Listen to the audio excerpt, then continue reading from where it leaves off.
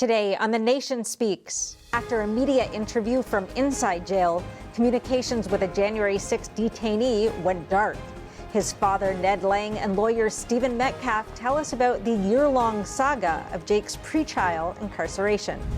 Then in America Q&A, we ask people across the country how they feel about the treatment of January 6 detainees like Jake. Next, a brave new film called Unsilenced brings us back to 1999 China, when the communist regime unleashed a nightmare on 100 million people. Award-winning director Leon Lee explores what people are willing to risk to tell the truth. Finally, in our second America Q&A, do you think Chinese state human rights abuses are relevant to people in America?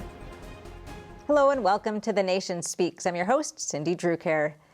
The events of January 6, 2021 at the U.S. Capitol will surely go down as one of the most controversial days in U.S. history. And there's still a lot of that history to write. There's at least 15,000 hours of video footage all sides are dissecting to piece together exactly how that day got so out of hand. A single person's action spans over hours and may tell an inconsistent story.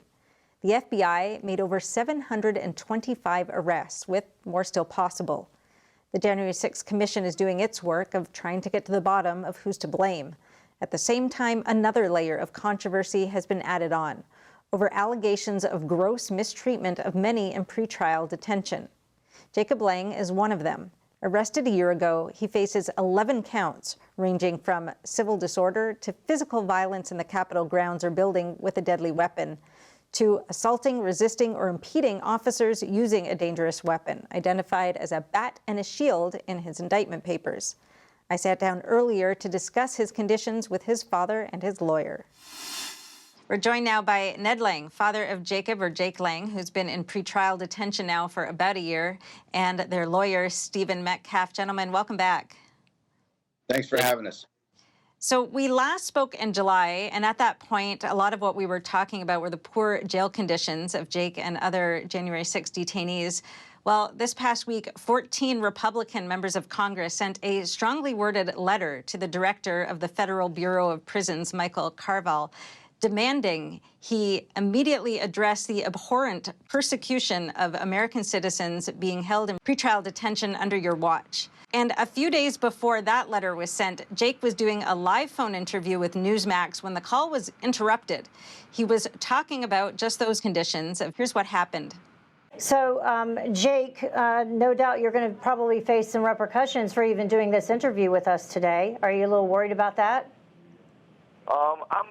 Fear does not live in the hearts of patriots, and, it's time for the American people to band together and to stand behind the Constitution and to really support the January 6ers, because we were the frontline patriots. This call is being terminated by the facility.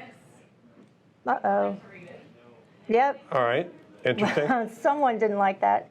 Ned, can you tell us what happened right after that call to Jake and basically what life has been like for him over the last year in jail? Well, it's been a tough road for my son and all the patriots in the prison there. Jake was in the middle of an interview, merely exercising his First Amendment rights, speaking about the conditions, speaking about the abhorrent treatment. Once they shut him down that day, neither Steve nor I have heard from him, and we heard from him on Wednesday night, finally, after 7 days of complete blackout, not knowing what was going on. And in that period of time, I found out he had COVID. They didn't allow him out of his cell, and he laid on his floor with a high fever for almost a full day, sweating it out. And so it's been a tough year for my son. He's in and out of solitary confinement, where you have 22 hours in the cell, 2 hours out. And then for a while there, all the patriots were in for 14 days, solitary confinement with no time out of the jail. Unbelievable, tough conditions. He hasn't had a haircut, a shave in over a year now. It's unspeakable what's going on inside that prison.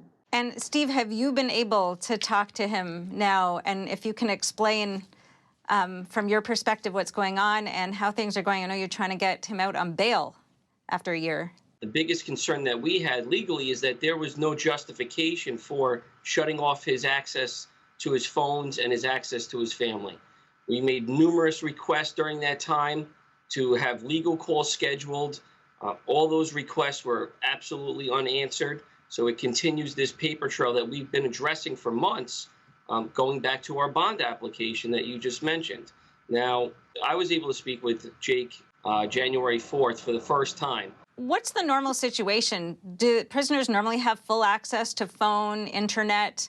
So normal circumstances are we have access to our clients in various different ways.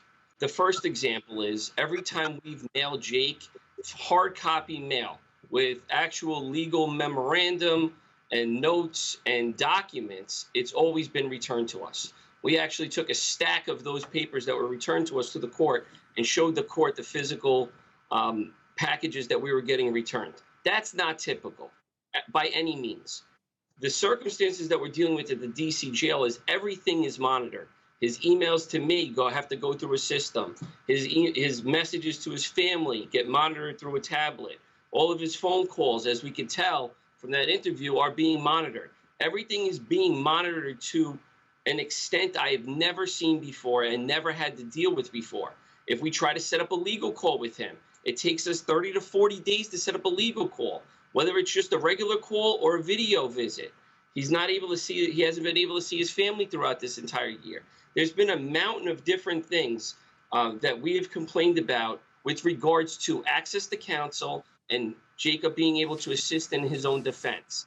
Another big issue that we've taken is how we have to give a disc to the DC jail, and they have to wait on a line for weeks, if not months at a time. And then when they finally get access to that disc, they only have 2 weeks to be able to review that material.